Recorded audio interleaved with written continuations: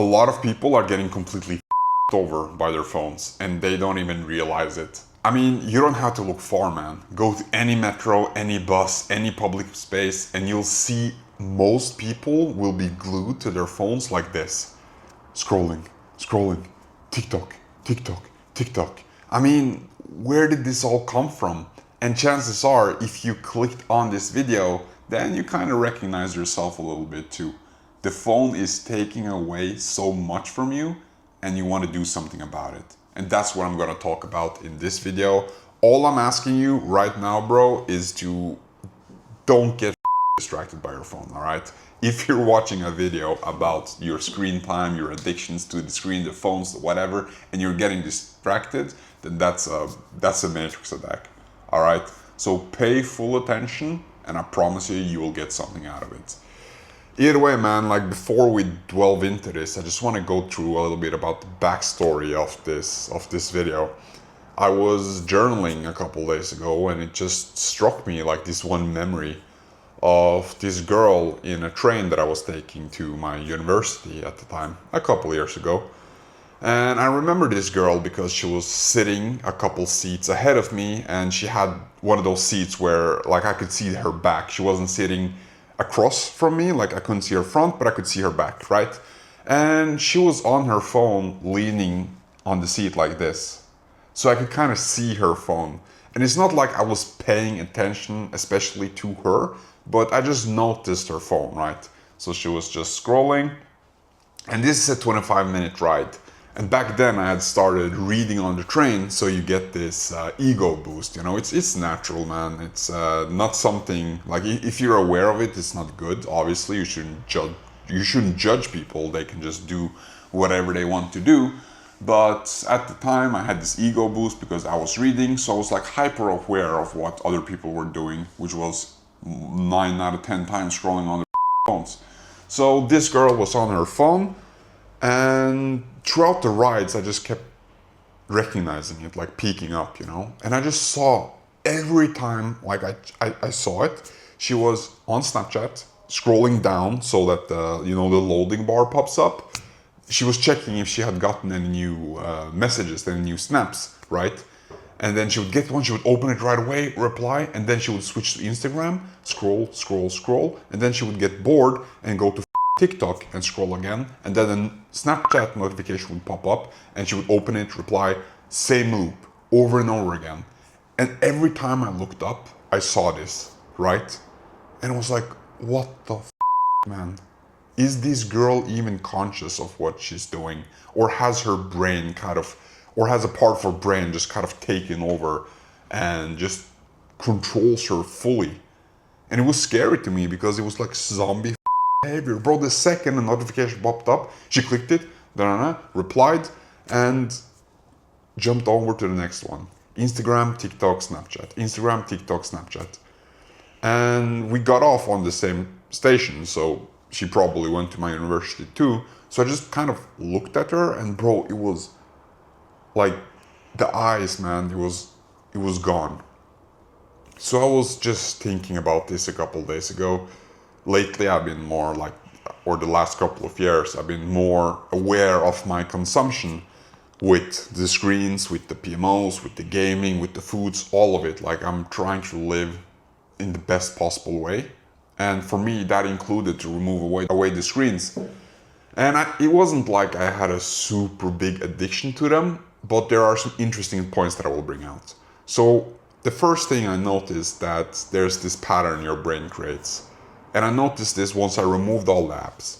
I would go to the bathroom and the first thing I would do, like normally in the bathroom, I would always use my phone. I mean, I know it's unhygienic, but I was doing it. And I know a lot of people are doing it too. A lot of the guys I've talked with, I just asked them straight away, bro, are you doing this? And they say yes. Then I kind of know which level they're at, right? But once I started to break free from this phone addiction, I would always kind of just grab my pocket upon sitting on the toilet. Like just grab my pocket and see if my phone is there. So it was just automatic behavior, right? And I would always then open the phone, my password, and then the same apps, bro. You could maybe go to the news, go to your socials, go to YouTube, Netflix, whatever. Bro, it was always the same pattern, right? So once I stopped bringing my phone to the bathroom, like the first couple of days, bro, I was just setting my phone, yeah, I'm not using it anymore. So it's this automatic behavior, like your brain has created this pattern, and it's a bit up, man. It's a bit scary, I'm not gonna lie. But that's what I noticed. And I also noticed another thing. Like I deleted all the social media apps. I've actually deactivated most of them now. But at the time I would still have the YouTube app. I would use it to scroll reels. You could say that the YouTube reels is the sophisticated social media. I mean, it's not like the brain rot of TikTok, but it's still not good, man. It's still not good at all. Excuse me. Either way, bro, I would grab my phone at random times and I would scroll to the right because I had it at the library on iPhone. At least it will be at my right. I would scroll to my right and my thumb would go a place. It's where the app normally used to be. So I would just scroll and press there. I was like, oh, I hit the wrong app because I do not have YouTube anymore. So it just goes to prove that this screen addiction has kind of taken hold in your mind and has created a sort of behavioral pattern that needs to be broken. And there's a lot of steps to this, Pat. I'm gonna be an unprofessional YouTuber and just check my notes real quick. Yes, there's a lot of steps to this, Pat. It's a programming, right? Same with every other addiction, it's a programming. And to break the programming, you gotta first disrupt it, you know? And disruption for the phone addictions is to remove all the sources, first of all. Because sure, you could delete TikTok, Insta, Snap, all that and then download it right away, but that would be adding an extra step. So that gives you a moment to disrupt that pattern. So first note is if you wanna remove yourself from the socials, just delete the apps, right? And the second thing you could do, if you go to settings, you can press a couple places. I'll just probably put it on the screen, and you can deactivate your access to the App Store. So you don't have access to the App Store. So for you to download these apps, you have to first go to settings, activate your access to the App Store, and then you have to find the apps, download them, wait for them to download, and then write in your password, and then you can use them. So you have created this whole step, right? There's this friction. And that gives you time to disrupt. That's the only purpose this friction creates. I don't believe in blocking access, because blocking access means that you want to use, but you can't because you don't have access to it. And that can have this opposite effect where you're actually wanting to do it more, which is not good. But for the first step in the disruption, it gives you an opportunity to just think this through, man. Just think it through. Like, what am I going to do right now? I'm gonna grab my phone to open up an app, say Instagram, and I'm just gonna scroll and look at random posts of random people and just crazy amounts of inputs, and it's really not bringing anything valuable to my life. Like, sure, you might get some inspiration or some other, but bro, that's the exception. That's not the rule. 99 out of 100 scrolls, you get nothing. And the risk reward is simply not worth it at all. And actually what you're doing is like you're just fucking up your dopamine receptors, because you're constantly getting these dopamine spikes. Like you're scrolling your Instagram, you're scrolling your TikTok, and it's just one random video after the other. It's somebody saying this thing and this, and then there's this dog, and then there's this food video, and then there's the gym, and blah blah blah blah blah. Your mind, your dopamine spikes are just going up and down, and bro, it's you up. It's you up big time. Because as you know, your brain will kind of call its dopamine receptors if it's feeling like it's being overstimulated. And once it has been called, it's doing it to protect itself, man. So your brain is fighting against your behavior to protect itself. Either way, when it does this, you're feeling less sensitive to things. And somebody who's super unconscious, what they will do is they will use more of the stuff. You know, they will add more input, because now that they're not as sensitive, they need more to feel close to what they used to felt, right? So your consumption goes up and your sensitivity goes down, down, down, down, and then you go up, up, up, up. And what you're left with is depression, anxiety. you lose your ability to focus, you lose your ability to summon up willpower whenever it's needed, and you're just unable to stay consistent with anything, so you fail your classes, you don't do the best that you can in your work or your projects or whatever. So the dopamine spikes, they're really f***ing you up, man. And that's my second point. Upon giving up these things, upon kind of just letting them go, you're giving your brain time to heal. So you're allowing your brain to recalibrate, right? The input is not as high. You're lowering it, you know? So your brain, your sensitivity, it has time to get back up. And once it gets back up to a point where you're comfortable, then you will feel better with your life, you know? Other things, such as reading, working on a side project, studying, or going all in at your work. It could be a sales job you're having, man, or something else. Imagine if you went all in, especially if it's commission-based, which I would recommend if you're a young guy and you do not know what to do. Get a sales job with no sales roof and just go all in, because that will be your taste of real, like, that will be your taste of money, at least what you're capable at that time. And if you're sensitive towards that, if you're sensitive about making money, making sales, then boom, there you go. There's a really positive thing for you. And the more money you get, the more things you can do, and they will branch out to other areas, and there's an improvement, man. So that's the second thing, man. You gotta recalibrate your brain. And to do that, you lower the inputs, right? And there's another thing that I want to talk to you about, which I haven't heard anyone talk about this. There's this thing called brain states, right? Or brain waves, actually. States, waves, whatever. Your brain is in different states throughout the day, right? So when you're sleeping, your brain is in theta state. It has this low vibration because it's sleeping, right? It's not emitting these frequencies. And I'm not talking about the woo-woo stuff. It's actually like the scientific terms, these frequencies. So theta, you're relaxed, you're in deep sleep, and you're just chilling, all right? You're in dreamland. The second state is alpha state. Here you're also relaxed. This is like normally in the mornings, if you have a good morning, and I will make an example of that. But this is normally in the mornings where you're just relaxed, man, you're chilling, you're a bit like in a meditative state almost.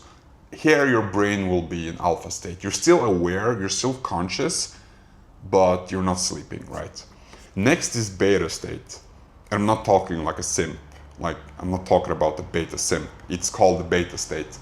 Here your brain is focused, all right? So you're doing something, so you're focused on it, and your brain is emitting a higher frequency because now you're focused, you're on. A car is driving. You're on, right? It's a good state to be in when you're doing something good. So when you're working, when you're focused, when you're productive, you're in beta state. But there's this second state, and it's called high beta.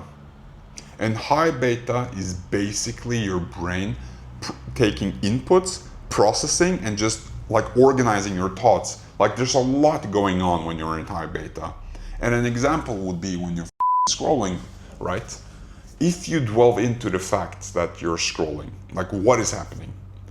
You're in 100 different places in less than 10 minutes. You're scrolling and then you see a video of the war. You're scrolling and then you see somebody baking a cake, and next somebody is doing martial arts, and then there's this dog, and then there's this video game clip, and then there's the Fortnite clip, and then there's just so much stuff. You're bombarding your brain, right? It's just overstimulated with all this stuff. And a lot of people, man, they're also listening to music at the same time. They might be a PMOist, which is like a PMO addiction. For those of you who know what that is, like you might be doing these things throughout the whole day. So your brain is in high beta all the time. You're always overstimulated, and that's killing you. Let me just tell you, man, you're dying a slow death. High beta is also very energy demanding. So that's no wonder most people are so mentally drained all the time. Like, it programs you even more. So, like, if you're not conscious, you're gonna automatically do these things like I did. Go to the bathroom, grab your phone, just start scrolling. Just grab your phone anytime you're bored or whatever, just swipe and find your apps. And then it's also the dopamine, like it's just you up dopamine wise, and now you're also in a state that is just draining your energy. Like, you're locked in a prison, man. You're basically locked your brain in a prison. And you got to be aware of it. Like, you cannot keep living like this. It's not gonna take you anywhere. You're just gonna be filled with stress, anxiety, ability to feel no joy. Like, bro, here's an example. I read this someplace. I don't know if it's true or not, but I'm just gonna make the example either way. I read that if you take the criteria for ADHD a couple generations back, the car is back again. Either way, man, I was saying, if you take the criteria for ADHD a couple generations back and apply it to this generation, then the document I read claimed that most people would be diagnosed with ADHD. It's because of their lack of focus. You know, they cannot keep a straight thought for 5 minutes. Nevertheless, 15 seconds. It's always this thing, that thing, then can't keep eye contact, no, look at the ground, oh, I'm so anxious to go to the store, I'm too scared to tell the cashier that she scanned my product twice. Bro, what the man? Where have we gone as people? And the answer is right in front of you. Like, you might be watching this from a screen, and if you've gotten this far, then congratulations, because you're one of the few who can actually pay attention for it's 16 minutes now, something like that. And if you want to get to the next level, you gotta take this seriously. Like, this screen, we call it like screen time consumption, screen consumption. I think it's called consumption because it's consuming you. It's taking your mind minute by minute. And I'm sure a lot of people, if you just randomly ask them, like, hey bro, let me just check your screen time. Like, I've done this to many of people I know, just like to know where to put them in regards to this thing. Bro, I open up, I see 1.5 hours on Spotify, 2 hours on Snapchat, 2 hours on TikTok, an hour on Instagram. Bro, that's like 6.5 hours or something of just pure high beta f***ing up your mind, just constantly overworking your mind. Now, how are these people ever gonna do something that they want to do? Like, if they want to do something, that's also a thing. Like, a lot of people in this state, they don't feel that it's possible for them to do something. But I'm very sure that if they look deep within, everyone has something that they want to do. So I don't know, man, it's scary to me, it's crazy. And if you watch this video so far, then that's good. And if you feel like you're having an issue with the screens, what you can do is just create friction. First of all, do the thing I probably showed earlier in the video, if you're on your phone, and then just remove access to all the bullshit. And bro, your brain, you know, the addicted brain, it might start making excuses, right? It's gonna tell you something like, yeah, well, how am I gonna stay connected with my friends and family? I wanna know what's up, I wanna see what's going on in the world, I wanna pay attention to my community, I'm maybe in a community Facebook group where they post things once in a while. Bro, sure. All right, first of all, if your friends and family really like you, wouldn't they call or text you directly if there was something important that they wanted you to know? Of course. Bro, I haven't had my social for years and I don't feel like I missed out on anything. Like, sure, maybe I didn't catch a funny snap from my friend or a moment of, I don't know. But if it's important, if I'm wanted fully, they will let me know. And for the communities and stuff, you could technically still access them. Maybe ask your friend to access them for you, maybe your family, maybe your spouse or whatever, or you can just open it up quickly or just have that one link to that Facebook group. You can have Facebook active, but keep just the link to the group. Open the link, scroll, check, and then close. There's nothing more to it. And if you still want to have access to at least YouTube. So here's the thing with YouTube, all right?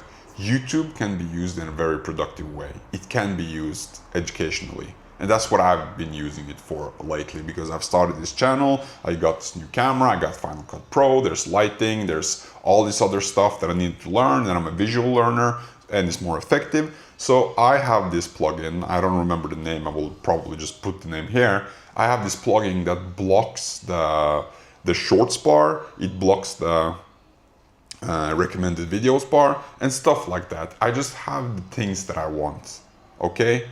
And I open it up, I use it for its purpose, and then I close it. And I have trained myself such that I don't get tempted to watch other stuff, because there's no recommended bar, there's no feed, it's only the search bar. I search how to use the Osmo Pocket 3 and I have a whole bunch of videos of what I need. I watch them and then I close.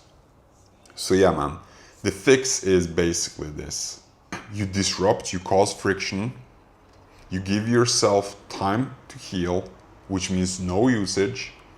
And if you want to use, just talk yourself through it. What am I gaining? Just scrolling randomly, watching other people do stuff, bombarding my brain. And also just a quick input here. You know the saying of people, like you're the sum of the 5 people you spend the most time with, right? And that's very true. It has been my experience. Now imagine if you spend the most time of your day in your phone on social medias with 1,000 losers. Like, what are you then? Just the most random. That's where you spend 5 hours a day, man. With 1,000 different people talking about 1,000 different things. Like, you're the sum of this, and you don't want to be, right? So just keep that in mind. And yeah, man, it's also important for you to remember this brainwave thing. You know, if you are someone who can't focus, who are constantly tired, who cannot summon up willpower at will, funny saying, but you cannot summon it up when you need it, you can't stay disciplined or consistent with anything, then chances are you're in high beta most of the time, and you need to give yourself time to breathe the down, man. Do some belly breathing, you know. That's another research point for you. A lot of people breathe with their chest, but you're actually supposed to do diaphragmatic breathing, so you could research that. There we go. Use YouTube for that. Do not use YouTube to scroll TikTok videos, man. I meant to say, do not use your phone to scroll TikTok videos. That's just bullshit.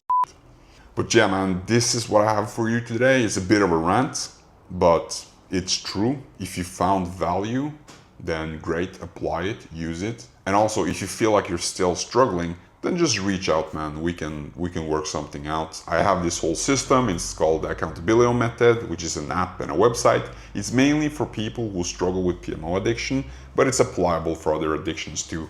And I also do coaching, so if you feel like you need that, then boom, here I am. Either way, guys, catch you around.